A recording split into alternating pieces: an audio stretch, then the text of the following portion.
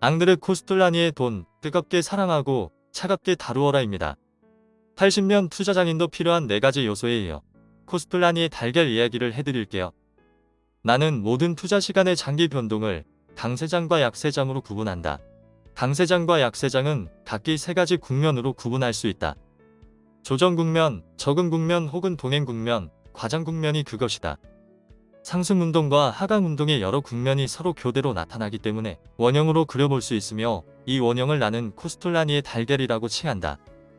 예를 들어 1982년에서 1987년까지를 하나의 증권시장 사이클로 그려보면 다음 그림과 같다. 1982년 원형의 가장 최저점, 과장 국면의 끝에서부터 시작하자. 시세는 이미 1년 이상 바닥을 기고 있었고 어느 누구도 주식을 사려고 하지 않으며 금, 부동산 등에만 관심을 두고 있었다.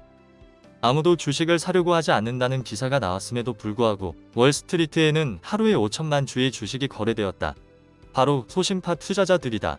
그들은 경제 상황이 아주 나쁘다는 소식이 들려오는 그 시기에 덤핑가로 주식을 산다. 그러고 나면 이제부터 상승운동의 제일 국면인 조정 국면이 시작되는 것이다. 1982년 조정 국면이 시작된다. 미국 연방준비제도이사회가 인플레이션을 막기 위한 고금리 정책이 성공하기 시작했으며 금리 정책의 고삐를 늦추자 장기 금리가 내려갔다. 그 후 경제와 정치 상황은 점점 회복되었다. 미국은 다시 깨어나고 있었던 것이다. 이 시기의 시장은 제2국면인 적응 국면 혹은 동행 국면으로 넘어선다.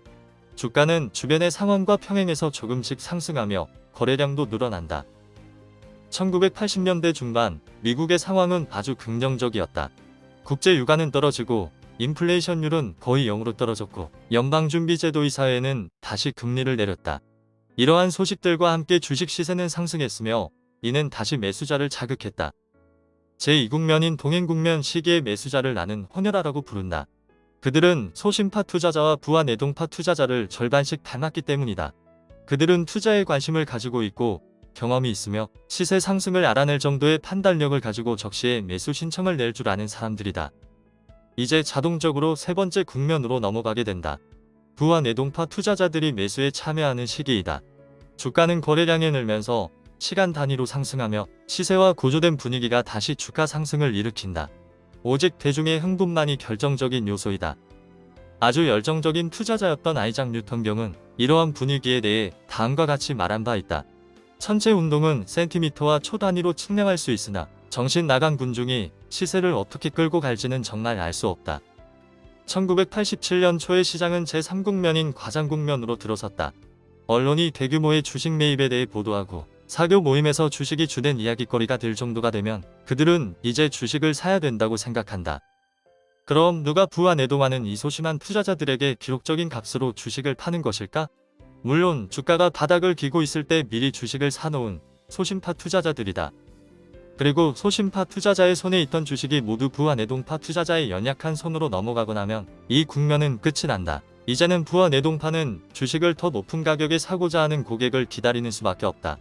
그런데 그런 사람은 나타나 주지 않는다.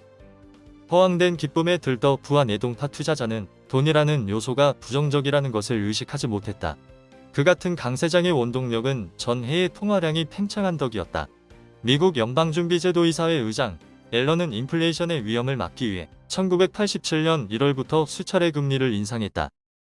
자금 시장에서 장기 채권의 이자율이 2% 올라갔고 8월 다우존스 지수는 2722포인트였다. 더 이상 버티기가 힘들어졌다. 시장은 하강 운동의 첫 번째 국면인 조정 국면으로 접어들었다. 이때는 새로운 고객이 없으므로 약간의 매도만 있어도 시세가 바로 떨어진다. 투자자들의 신경은 점차 예민해졌고 계속해서 매물이 시장에 나왔다. 10월 중순경 시장은 동행 국면으로 접어들었다. 미국과 독일 사이에는 긴장이 감돌았다. 미국은 엄청난 무역 수지 적자를 기록하고 있었고 미국은 독일에게 미국 상품을 유럽으로 수출할 수 있도록 해달라고 요구했다. 미국의 재무장관이 독일 총재에게 금리를 더 내려 독일 시장을 활성화시키지 않는다면 달러를 더 떨어뜨리겠다고 위협하자 시장은 하강 운동의 3번째 국면, 즉 과장 국면으로 접어들었다. 비관주의가 시장에 팽배하였고 시세는 추풍낙엽처럼 우수수 떨어졌다. 10월 19일 사람들은 무턱대고 하나의 문으로 빠져나가려고만 했다. 마치 극장 안에 있는 사람들이 불이 났다는 소리를 듣고 모두 좁은 비상구로 몰려드는 것과 같은 현상이 벌어졌다. 결국 이렇게 되면 실제로 불이 나지 않았는데도 많은 사망자와 부상자가 생기게 되는 것이다. 그렇다면 1987년 10월 19일 이 덤핑 가격의 주식을 산 사람들은 누구일까? 바로 소심파 투자자들이다. 그들은 돈도 가지고 있고 인내도 있었다. 반면 부와 내동파 투자자들은 주식을 덤핑 가격에 팔고 난 뒤 자신의 상처를 어루만지고 있었다. 나를 놀라게 한 것은 제3국면이 단 하루 만에 진행되었다는 사실이었다. 이러한 급락은 정말 처음이었다. 당시 많은 기자들이 내게 얼마나 잃었느냐고 물었지만 난 아무 잃은 것이 없었고 내 주식은 살 때보다 4배 이상 올랐다. 언제나 손해를 보는 사람은 비싸게 사고 싸게 파는 사람들이다. 1987년에 주식시장 공황 이후 어느 날 나는 뮌헨의 한 박물관에서 강연을 했다. 나는 재정시장과 세계 경제에 대한 낙관론을 폈다. 증시 붕괴 다음 날 내가 낙관적일 수 있었던 이유는 당시 미국 연방준비제도이사회 의장이었던 앨런이 한 말 덕분이었다. 미국 연방준비제도이사회는 경제 및 금융시장의 지원을 위해 자금 유동성을 늘릴 계획입니다. 그 말로 나는 위기는 끝났다고 생각했다. 앨런의 발언은 소심파 투자자들에게 증시 진입을 알리는 종소리로 들렸다. 돈이라는 요소가 긍정적이 되었으며 다음 호황은 시간 문제였다.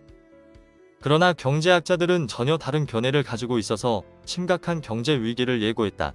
하지만 곧바로 시장은 조정 국면으로 들어섰고 교수들의 의견과는 달리 경제는 계속 성장했으며 주가가 상승하여 동행 국면으로 넘어갈 수 있었다.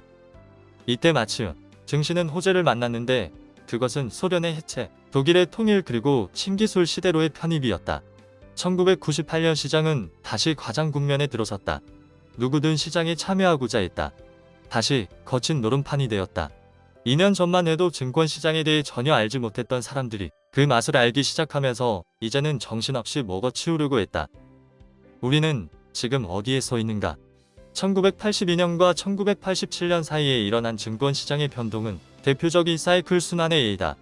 주식, 채권, 외환, 부동산이든 모든 사이클은 동일한 패턴에 따라 움직인다. 상승운동 및 하강운동은 인간 심리 상태의 반영이다. 붐 없이 폭락 없고 또한 폭락 없이는 붐도 없다. 400여 년에 이르는 주식시장의 역사는 바로 붐과 폭락의 반복 그 자체이다. 그중 대부분은 잊혀졌으나 몇몇은 세계를 변화시켰고 역사에 기록되기도 했다. 감사합니다. 저는 더 좋은 책으로 다시 찾아올게요.